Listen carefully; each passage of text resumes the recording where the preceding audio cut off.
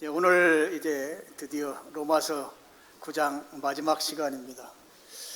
30절부터 33절까지가 로마서 9장의 결론과 같은 말씀인데요. 30절 이렇게 시작합니다. 그런즉 우리가 무슨 말을 하리요 그랬어요.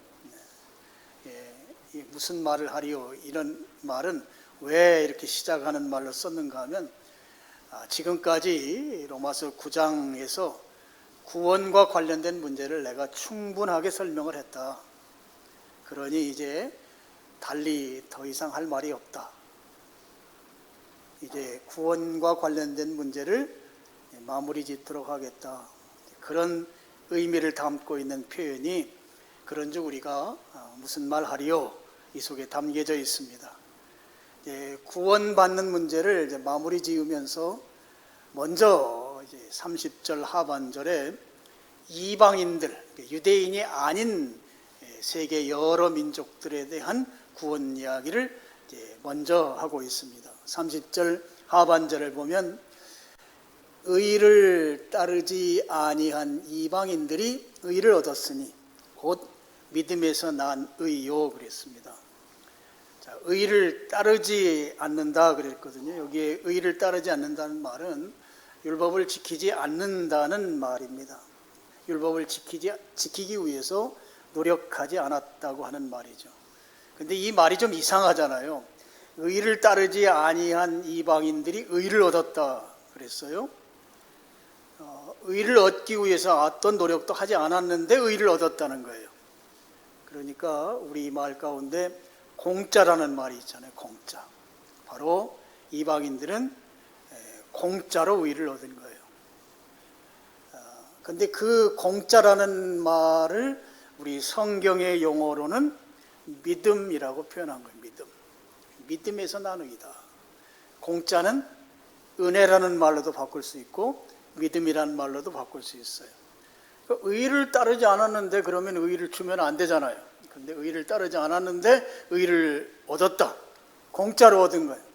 근데 공짜로 얻은 것을 믿음에서 난 의라 이렇게 부르는 것이죠. 믿음으로 의를 얻었다 하는 것입니다. 이 의라는 말이 이제 10장에도 많이 나오는데요. 의를 대한민국에서 가장 쉽게 제가 간단하게 설명을 하겠습니다. 의는 크게 둘로 나눠서 설명할 수 있습니다. 하나는 하나님의 의예요. 우리 구약 성경에는 여호와의 의로 나옵니다. 하나님의 의. 또 하나는 인간의 의겠죠. 인간의 의. 이 둘로 이렇게 나눠요. 물론 인간의 의는 하나님의 의로 말미암아 받게 되는 의예요. 그래서 이걸 이제 칭의라고 말하고, 우리 성경에서는 의롭다고 여김받는다 이렇게 표현이 되고 있습니다. 하나님의 의를 간단하게 설명하면 하나님 편으로 나누는 것을 말합니다. 일종의 편가르기 하는 거예요. 편가르기를 하려면 뭐가 필요해요? 기준이 필요해요. 경계선이 필요합니다. 그 경계선 안으로 들어오는 것을 하나님의 의라고 하는 거예요. 그럼 이 경계선이 무엇이냐? 경계선은 바로 예수 그리스도입니다. 예수 그리스도 경계선 안으로 들어오는 것이 하나님의 의인 것이죠. 근데 유대인들은 율법을 경계선으로 삼았어요. 근데 율법으로는 이제 안 된다는 이야기가 뒤에 쭉 나오거든요. 율법을 경계선으로 삼고 율법을 지키기 위해 엄청 노력했습니다. 율법을 지키기 위해서 노력하는 것을 로마서 10장에서는 자기의라고 표현해요. 자기의. 10장에 가서 이 부분은 또 말씀을 드리겠습니다. 인간의 의는 하나님의 의에 종속된 의이기 때문에 하나님으로 말미암아 의로 여김받는, 우리 신학적인 용어로 칭의라고 하는 표현, 칭의를 이루게 되는데요.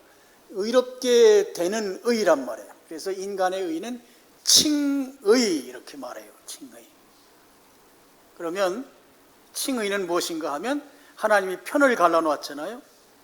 예수 그리스도를 기준 삼아서, 경계선이 예수님이에요. 그 경계선 안으로 들어갔단 말이에요. 이게 바로 경계선 안으로 들어가는 것, 하나님의 편 가르기 위해서 하나님 편 안에 있는 것, 이게 바로 칭의입니다. 그래서 의라고 하는 것은 하나님의 의, 인간의 칭의, 이렇게 둘로 크게 나눌 수 있습니다. 자, 율법은요, 하나님께서 모세를 통해서 이스라엘 민족에게 주신 법입니다. 당연히 이방인들은 그 율법을 받지 않았기 때문에 율법을 알지 못했죠. 그리고 율법을 알지 못하기 때문에 율법으로 구원받기 위한 어떤 시도도 이방인들은 하지 않았습니다. 오히려 이방인들은 우상을 섬기고 죄악된 삶을 살았던 것입니다. 그런 이방인들이 어떻게 의롭게 되느냐? 지금까지 설명드린 대로 예수님을 기준으로 하는 그 안으로 들어가면 구원받는 것이고 의롭게 되는 것이죠. 자, 로마서 4장 5절 말씀입니다. 스크린 보시고 같이 한번 읽겠습니다. 시작. 이를 아니할지라도 경건하지 아니한 자를 의롭다 하시는 이를 믿는 자에게는 그의 믿음을 의로 여기시나니. 여기에 일이라고 하는 것은 이 모든 인간의 행위를 말하죠. 행위. 인간이 하는 행위로, 행위가 아닐지라도 경건하지 않다. 경건하지 않다는 말은 하나님이 기준 세우는 그 기준 밖에 있는 걸 말해요. 이게 경건하지 않은 것이죠. 그런 사람을 의롭다고 했는데 그 의롭다고 한 근거가 뭔가 하면 그들이 예수 그리스도를 믿는 그 믿음이었다는 거예요. 이 믿음을 근거로 해서 의롭게 여겨주셨다. 이게 로마서 4장 5절이죠. 그러니까 이방인들은 율법의 행위로 구원받은 것이 아닙니다. 예수 그리스도를 믿는 믿음으로 구원받았습니다. 그래서 이 믿음을 하나님께서는 의롭다고 여겨주시는 그 의에 이르게 된 것으로 이렇게 성경은 설명하고 있습니다. 자, 이방인들의 구원과 관련한 이 사도 바울의 결론이 무엇인가 하면 이방인들은 구원받는데 율법이 그 어떤 역할도 하지 않았다 하는 거예요. 율법은 아무런 역할도 하지 않았는데 의롭게 되었다. 그런데 그 의롭게 된 근거가 뭔가 하면 예수 그리스도를 믿는 하나님 편 안으로 들어가는 그 기준, 그 믿음으로 구원받았다 하는 것이죠. 우리가 이방인이거든요. 유대인들 입장에서 보면 우리는 예수 그리스도를 믿는 믿음으로 구원받은 사람들입니다. 우리는 예수님을 믿은, 여러분, 이 사실 로마서 9장이 굉장히 중요한 성경이에요. 9장, 10장 이 내용들이 우리 한국에 있는 장로교회가 근거로 삼는 성경이 로마서 9장이에요. 그만큼 중요한 성경인데 핵심 내용이 그거예요. 율법으로 구원받는 거 아니고, 율법은 구원받는데 아무런 역할도 못하고 예수님을 믿음으로 구원받는다. 바로 이방인들에 대한 구원의 결론입니다. 그렇게 이방인들의 구원을 정리하고 이제 유대인들의 구원에 대해서 31절부터 쭉 설명합니다. 조금 유대인들이 길게 설명하죠. 31절 보면 의의 법을 따라간 이스라엘은 율법에 이르지 못하였으니 그랬습니다. 의의 법을 따라간 이스라엘, 바로 유대인들입니다. 의의 법은 율법을 말하거든요. 그래서 우리 성경에 이렇게 의의 법 해놓으니까 우리가 해석하는데 좀 어려움이 있어요. 율법입니다. 이스라엘은 물론 유대인들이고요. 그럼 율법을 지킴으로써 유대인들은 의롭게 되려고 하였습니다. 다시 말씀드리면 율법을 지키는 것으로 하나님의 기준 안으로 들어가려고 합니다. 하나님이 편을 가르치는데 그게 의인데 그 안으로 들어가려고 했다는 것이죠. 그런데 31절 뒷부분에 보면 율법에 이르지 못했다 그랬거든요. 이 말은 무슨 말인가 하면 율법을 온전히 지키지 못했다는 것입니다. 그렇기 때문에 유대인들은 율법으로는 의에 이르지 못한다 하는 말씀이에요. 여러분, 율법으로 구원받으려면 율법을 100% 온전히 지켜야만 합니다. 그런데 온전히 지킬 수 있는 사람은 아무도 없어요. 왜냐하면 죄인은 율법을 온전히 지켜낼 수가 없습니다. 이 죄라고 하는 것을 가지고 사는 이 죄덩어리인 이 죄의 뿌리를 둔 인간은 그 어떤 누구도 율법을 100% 완전히 지킬 수 없어요. 100% 완전히 지킬 수만 있다면 구원받는데 못 지킨다는 말이죠. 그래서 야고보서 2장 10절입니다. 여기서는 이렇게 말씀하고 있습니다.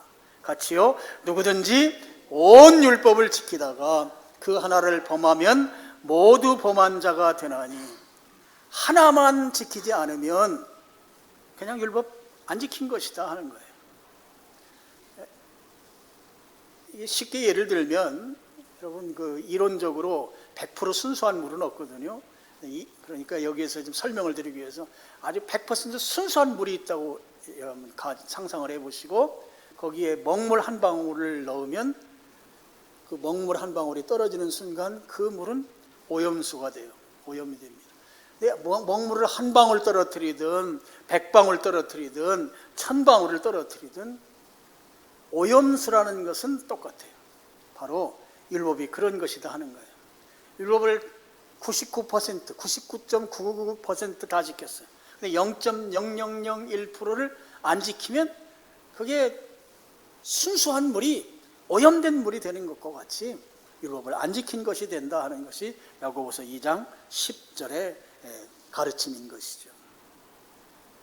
그런데도 불구하고 유대인들은 율법으로 구원받는다고 믿고 율법을 지키기 위해서 그야말로 엄청난 노력을 한 민족이에요.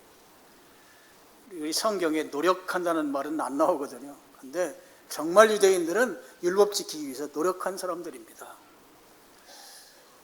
여러분, 우리 구약 성경을 이렇게 이제 구분할 때 네 가지로 구분해요. 그래서 창세기부터 신명기까지를 율법서라고 부릅니다.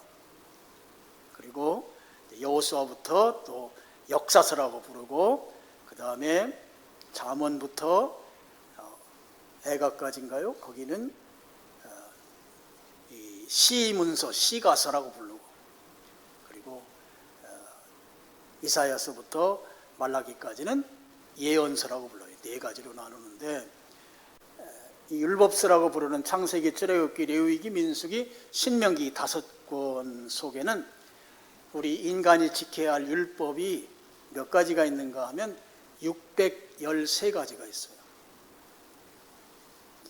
율법 안에, 토라라고 부르는 이 율법서 5권 안에서 우리 인간이 지켜야 될 율법을 다 빼내보니까 613가지가 나온 거예요.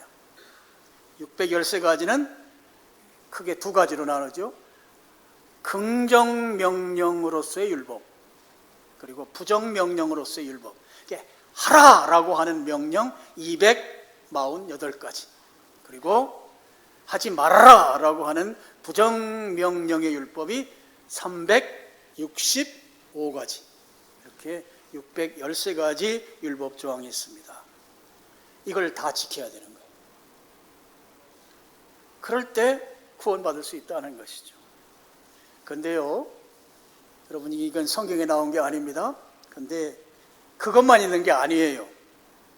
여러분, 실제 율법을 지키려고 하면 헷갈리는 부분이 있어요. 어떻게 지키는 것이 율법을 제대로 지키는 것일까? 또 율법을 지키려고 하면 부수적으로 발생하는 문제들이 생겨요. 그럼 이 문제들은 어떻게 해야 율법을 제대로 지키는 것이 될까? 그래서 유대인들은 율법을 헷갈리지 말아라, 발생된 문제들에 대해서는 이렇게 지키는 것이 율법을 지키는 것이다 라고 해서 그들이 율법서에 별책부록과 같은 책을 한 권 냈는데요, 그 책 이름이 미시나예요. 미시나, 히브리어입니다. 교훈 또는 가르침이라는 뜻을 담고 있는 책입니다. 미시나라는 게 있어요.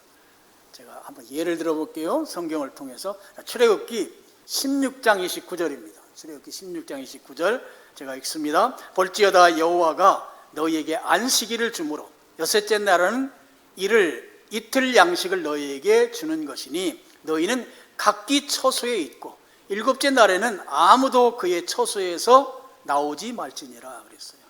일곱째 날에는 자기 사는 집에 처박혀 있어라 하는 거예요. 안식일 날 여행 금지 명령입니다.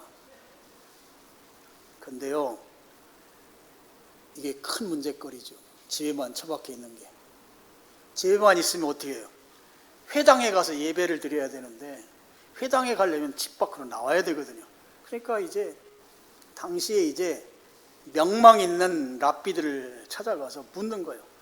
아니, 율법에는 집에만 있으라고 했는데 이거 지금 집에만 있으면 안 되잖아요. 가서 예배 드려야 되는데, 오늘날로 따지면 교회당 가서 예배 드려야 되는데 그러려면 집 밖으로 나와야 되지 않습니까?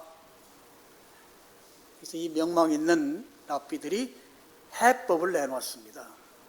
그래서 우리 신약 성경에 보면 안식일에 갈 만한 거리 이렇게 표현되는 게 나와요. 그럼 안식일에 갈 만한 거리가 얼마나 되는가 하면 이제 유대인들의 도량형으로는 2000규빗이에요. 2000규빗. 규빗이 팔꿈치에서부터 손가락 끝까지가 1규빗이거든요. 우리 오늘날 우리가 쓰는 이 단위로는 1km입니다. 1km. 안식일 날은 1km까지는 갈 수 있다는 거예요. 자, 그럼 또 문제가 생겨요. 그럼 2000규빗을 가야 된다는 근거는 뭡니까? 질문이 생기잖아요. 그 율법에 안 나와 있는데 그걸 왜 어떻게 해서 2000규빗을 가야 되는 거죠? 이렇게 또 랍비들에게 묻습니다. 제가 2000규빗을 가야 된다고 해서 랍비들이 근거한 것을 이 자리에서 설명을 할 수가 없어요. 왜냐하면 예배 시간이 길어지기 때문에. 그래서 2000규빗 그렇게 정해놓았습니다. 이 미시나는 처음에는 이제 구전돼서 쭉 내려왔어요. 구전으로. 그런 경우는 우리 랍비들이 이렇게 하라고 그랬어. 그래서 지켜왔습니다. 그러다가 AD 200년입니다. 지금부터 1800년 전에 책으로 만드는 거예요. 지금 이 미시나라고 하는 것이 책으로 있습니다. 근데 감사하게도 2024년, 햇수로는 2년 전인데 약 한 1년 전에 우리나라에 있는 한길사라고 하는 출판사, 기독교 출판사가 아니거든요. 출판사에서 이 미시나를 번역해서 한글로 출판했어요. 물론 미시나만 한 게 아니고 거기 주해까지 포함해서 책이 총 7권으로 우리말로 번역 출간됐는데요. 한국말로 번역된 책의 페이지 수를 합치면 총 5000페이지가 넘습니다. 그럼 한길사가 왜 이 책을 출간했는가 하면 여러분 1800년 전의 책이란 말이죠. 세계적인 고전 중에 고전입니다. 그러니까 한국말로 번역해서 우리 한국 사람들이 읽을 수 있도록 이렇게 아주 책이 잘 나와 있습니다. 책이 너무 비싸기 때문에 여러분 이 책이 어떻게 생겼는가 하면 도서관에 가셔서 국립중앙도서관 같은 데 가면 다 있습니다. 거기 가서 책을 이렇게 보시면 됩니다. 저는 유대인들이 율법 613가지를 지키기 위해서 그걸 잘 지키려고 미시나라고 하는 그야말로 방대한 분량의 책을 또 만드는 거예요. 율법 잘 지키기 위해서. 그래서 이 미시나를 만든 그들을 보면서 유대인들이 율법 지키기 위해 얼마나 노력했는가, 얼마나 애를 썼는지를 감히 짐작할 수 없을 만큼 그들은 정말 율법 지키기 위해서 애를 쓴 민족이에요. 그런 율법 지키기 위해서 애를 썼던 유대인들인데 32절에 가서 뭐라고 합니까? 첫마디가 어찌 그리하냐? 이게 무슨 말이에요? 어째서 유대인들은 율법을 지키는 것을 통해서 구원받으려고 하는가? 그거 구원받지 못하는데 왜 그러느냐? 이런 뜻입니다. 그러면서 그 이유를 설명하죠. 32절에 그들이 믿음을 의지하지 않고 행위를 의지함이라. 예수님을 믿지 않고 율법의 행위로 구원받으려고 했기 때문에 구원에 이르지 못하는 것이다 하는 것이죠. 율법으로는 안 된다는 것입니다. 근본적으로 안 돼요. 왜냐하면 우리는 죄인이기 때문에 율법을 지킬 수가 없어요. 온전히 지킬 수가 없는 것이죠. 근데 그럼에도 불구하고 유대인들은 율법을 지키려고 그렇게 미시나를 만들면서까지 애를 쓰고 수고했단 말이에요. 그런데도 안 되는 것이기 때문에 율법으로는 구원받을 수 없다 하는 것입니다. 32절 마지막 부분에 뭐라고 되어 있는가 하면 부딪힐 돌에 부딪혔느니라 그랬어요. 여러분, 이거 굉장히 중요한 표현인데요. 우리가 구원받기 위해서 그 구원에 접근하는 방식이 두 가지가 있습니다. 그 두 가지 방식이 서로 충돌한다는 말씀입니다. 두 가지 방식이 무엇인가 하면 하나는 하나님으로부터 오는 방식이고 다른 하나는 인간으로부터 나아가는 방식이에요. 인간으로부터 나가는 방식은 율법을 지킴으로써 구원 얻고자 하는 행위 방식을 말합니다. 행위 구원이죠. 그리고 하나님으로부터 오는 구원은 바로 예수 그리스도를 믿음으로 말미암아 구원받는 방식입니다. 그러니까 행위 구원과 믿음 구원이 서로 부딪힌다는 거예요. 서로 충돌한다는 것입니다. 여기에 돌이라는 말이 나오잖아요. 돌은 예수님을 상징합니다. 구약에서는 시편 118편 22절에 모퉁이돌이라는 말이 나와요. 모퉁이돌은 건축물의 기준석이 되는 돌을 말합니다. 그리고 33절에 인용한 성경 구절이 이사야서 28장 16절인데요. 여기에 보면 시온성의 기초돌이라는 말이 나와요. 이 시온성의 기초돌도 예수님을 상징하는 말이에요. 신약에 넘어와서 베드로전서 2장 4절에 보면 예수님을 산돌, 살아있는 돌, 리빙스톤, 산돌이라고 표현하고 있습니다. 이 돌은 예수님을 상징합니다.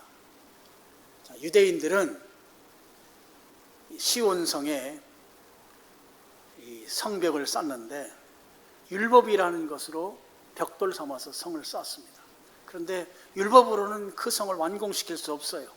왜냐하면 그 성을 쌓아 올라가려고 하는데 거침돌이 있기 때문에, 거침돌, 부딪히는 돌이 있기 때문에 성을 제대로 쌓을 수가 없어요. 예를 들면 이런 것과 같아요. 나무를 심으려고 땅을 파는데, 조금 팠는데 그 밑에 그야말로 어마무시한 큰 바위돌이 있다고 생각해 보세요. 그러면 거기에 땅을 팔 수가 없습니다. 그렇다고 해서 거기에 그냥 나무를 심을 수도 없어요. 그래봐야 나무가 자라지 못합니다. 그것과 같아요.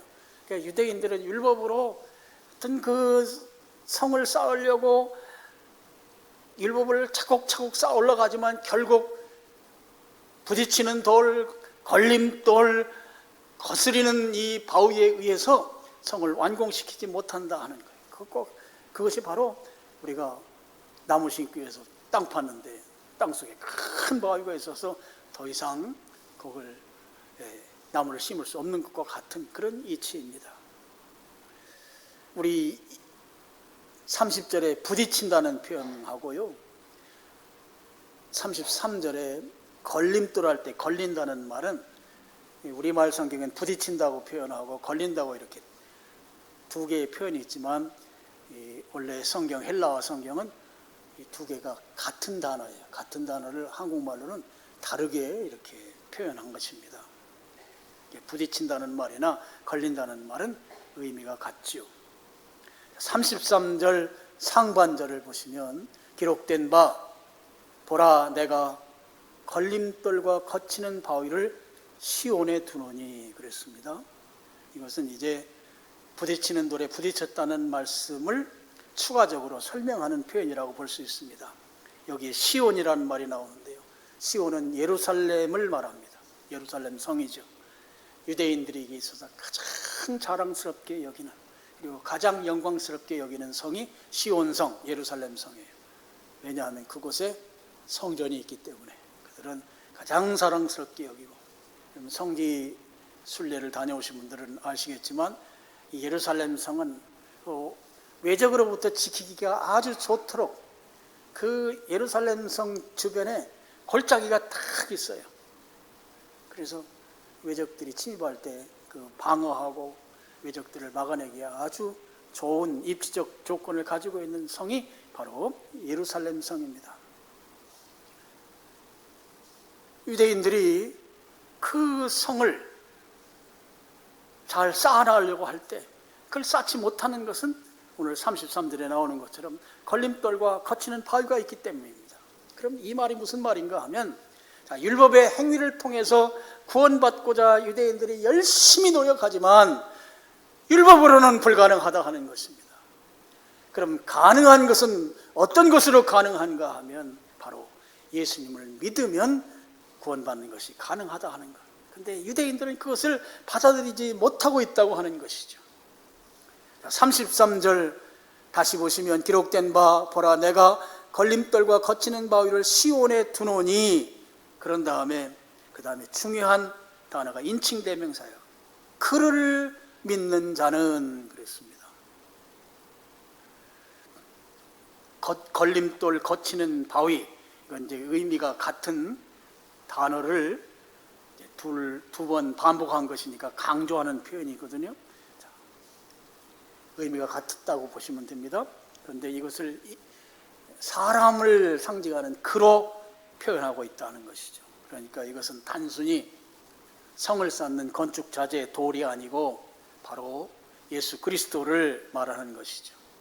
그러니까 오늘 32절 마지막 부분하고 33절은 율법이라고 하는 것과 예수 그리스도라고 하는 이 믿음이 서로 충돌하고 서로 걸리는 관계라고 하는 것을 설명하고 있는 것입니다.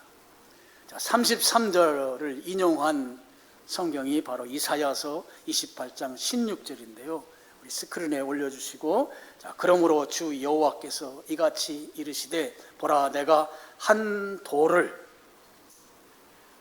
여호와께서 한 돌을 시온에 두어 기초를 삼았노니 곧 시험한 돌이요 귀하고 견고한 기초돌이라. 그것을 믿는 이는 다급하게 되지 아니하리로다 그랬습니다. 자, 유대인들에게 있어서 걸림돌입니다.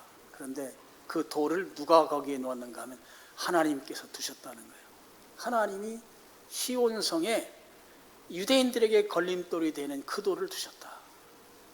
그런데 이 돌은 바로 시험을 거쳐서 귀하고 견고한 돌이다 하는 거예요. 자, 하나님께서 주신 돌입니다. 하나님께서 시온성을 쌓도록, 기초돌로 쌓도록 주신 그 돌로 쌓아야만 이 시온성이 온전하게 난공불락의 요새가 되는 것이죠. 그 돌만이 그 성을 쌓는데 완성시키는 요소가 된다는 것입니다. 이걸 바꿔 말씀을 드리면, 구원이라고 하는 것은 율법으로는 불가능하다 하는 것입니다. 그럼 어떻게 가능한가 하면 시온의 기초돌이신 예수 그리스도를 믿으면 가능하다 하는 것이죠. 그러니까 예수님을 유대인 너희들도 믿어야 된다 하는 거예요. 율법을 추구하지 말라는 거예요. 율법으로는 의에 이를 수 없으니 예수님을 믿으라는 것입니다. 33절이 강조하는 것이 바로 그런 것이죠. 아무리 열심을 내서 율법을 지킨다 하더라도 율법은 온전히 지킬 수가 없다. 그러니 구원에 이르지 못한다. 오히려 성을 쌓다가 중간에 포기해야 되니까 그건 부끄러움만 당할 것이다. 그래서 33절 마지막에 부끄러움을 당하지 않도록 하려면 예수님을 믿어야 된다 하는 것이죠. 유대인들이 율법의 행위를 내려놓고 이방인들이 구원받는데 예수님을 믿음으로 구원받은 것처럼 그렇게 예수님을 믿어야만 구원받는다 하는 것이 33절의 강조입니다. 유대인들을 향해서 이 바울의 큰곡한 그 호소가 이 성경에 이렇게 담겨져 있는 것이죠. 자, 말씀의 결론입니다. 세상의 모든 사람들, 우리들 포함해서 유대인들까지 모든 사람들은 예수님께 대한 태도는 두 가지로 분류할 수 있어요. 하나는 바로 33절 하반절에 나오는 것처럼 예수님을 믿음으로 말미암아 구원받는 자로서의 태도가 있고, 또 하나는 행위 구원을 추구하다가 유대인들처럼 넘어져서 부끄러움을 당하는 그런 모습으로 드러나는 태도, 둘로 태도가 나뉜다 하는 것이죠. 자, 유대인들은 행위를 통해서, 율법이라고 하는 그 행위를 통해서 구원받고자 했어요. 의에 이르고자 했어요. 여러분, 이 행위는 오늘날 우리들 가운데 신앙이 없는 사람들은 아주 도덕적으로 굉장히 탁월한 도덕성을 가진 사람들이 있어요. 도덕적인 삶을 사는 것으로 좋은 데 간다고 생각하는 분들이 있습니다. 또 선행, 적선이라고 표현하는 이 선행을 통해서 그들의 말대로 하면 좋은 데 간다고 생각하는 사람들이 있어요. 그런데 성경은 분명하게 말합니다. 행위로는 구원에 이를 수가 없습니다. 율법을 지키는 것까지도 구원에 이르지 못하는 것입니다. 의에 이르지 못하는 것입니다. 여러분, 이 자기 수련, 세계 종교 가운데 자기 수련에서 탑은 불교입니다. 돌을 닦는다고 하죠.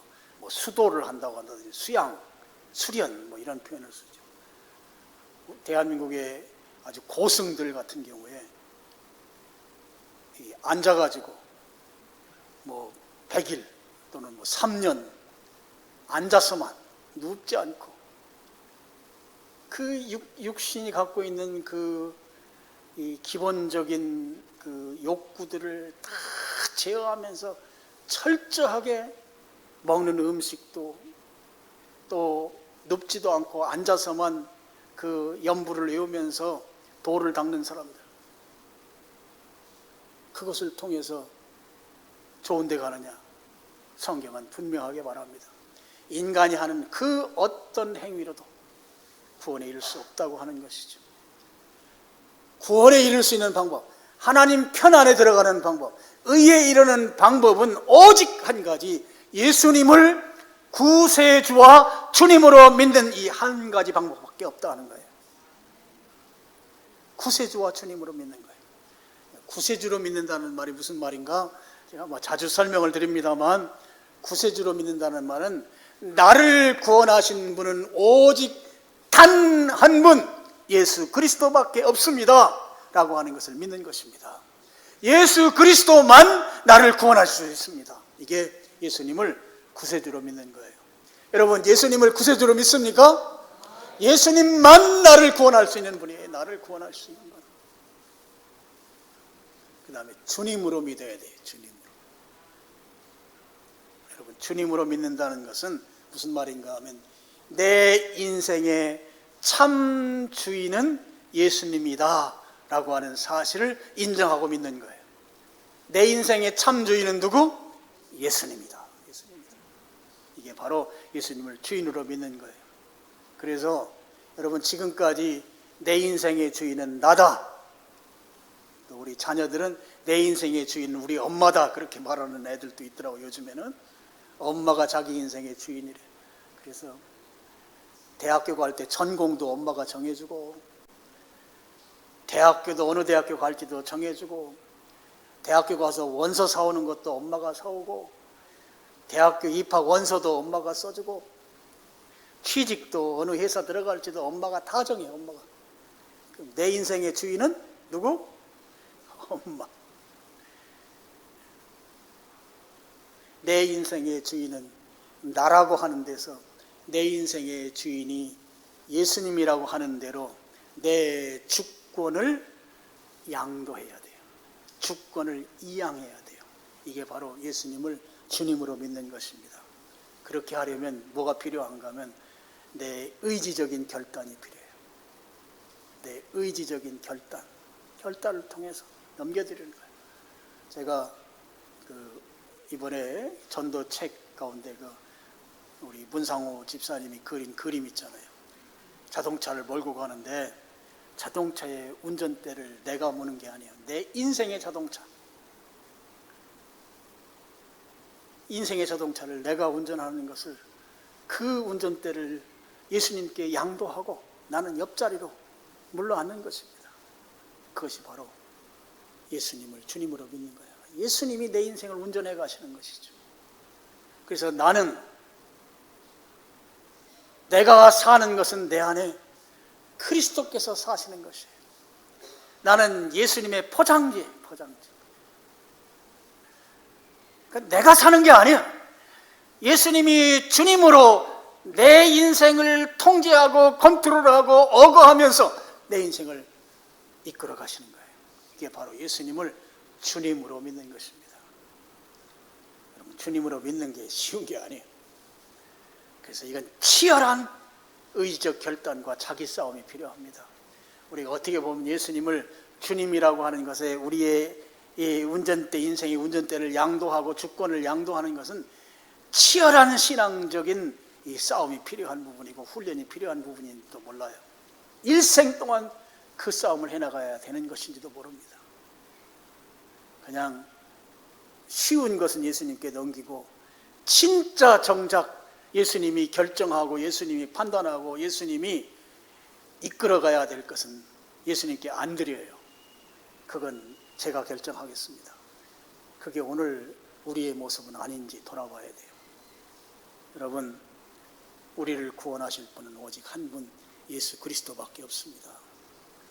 예수 그리스도를 구세주와 주님으로 믿어야 합니다. 주님으로 믿으려면 의지적인 결단이 필요하고, 예수님을 구세주로 믿는 것은 성령님께서 믿어지게 하셔서 믿는 거예요. 그렇게 믿는 여러분 되기를 축복합니다. 그렇게 예수님을 믿음으로 구원받게 되고, 그렇게 되면 영원히 안전한 시온성에서 예수님과 함께 풍성한 삶을 누리게 되어 있습니다. 여러분, 그래서 그 풍성한 삶은 지금부터 시작이에요. 천국 가서 많이 아니에요. 지금부터. 그래서 지금부터 여러분 주권을 주님께 양도하세요. 양도한 자의 평안이 있고 양도한 자의 기쁨이 있어요. 붙들고 씨름하지 말라고요. 내가 해결하겠다고 아둥바둥하지 말라고요. 주님께 다 넘겨드리세요. 주님이 알아서 다 하십니다. 그렇게 사시는 여러분 되기를 주님의 이름으로 축원합니다. 네, 기도하겠습니다. 하나님 아버지, 오늘